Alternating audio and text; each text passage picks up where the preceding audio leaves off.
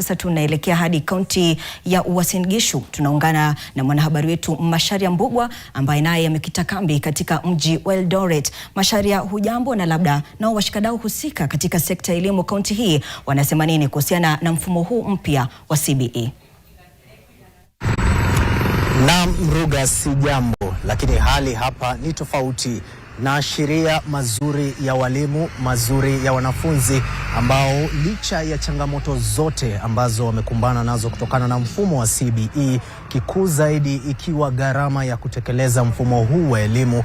Hii leo naandaa taarifa kuhusiana na yale mazuri na ubunifu ambao wanafunzi pamoja na walimu wameweza kupata na kuweza kufanya ili kutekeleza mfumo wa CBE. Ikumbukwe ya kwamba mfumo huu unahitaji wanafunzi hawa kufanya vitu vingi, haswa kwa kutumia akili na pia kutumia mikono yao na pia kuweza kufanya mambo jinsi yanavyostahili moja kwa moja. Ni mfumo ambao unahitaji gharama kubwa, ni mfumo ambao unahitaji vifaa vingi zaidi katika vyuo hivi, na hii ndio imekuwa changamoto kuu katika shule nyingi. Hapa nimeweza kuitembelea shule ya msingi ya Nandi, kaunti jirani ya Nandi, na niliweza kuungana na wanafunzi ambao walikuwa katika somo ya sanaa na kitengo tu kile cha muziki, na niliweza tu kutathmini jinsi hali ilivyo, na kikuu zaidi ambako kimeweza kuibuka Ruga na cha kushangaza ambacho pia kinafurahisha ni kwamba wanafunzi wameanza kuwa na mapendeleo.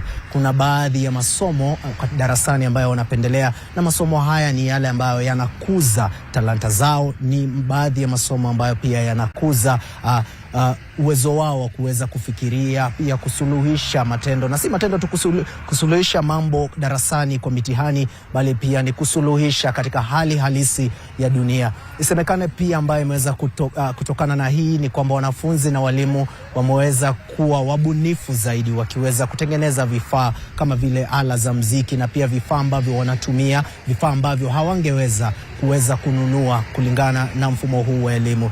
Ni jambo ambalo linaweza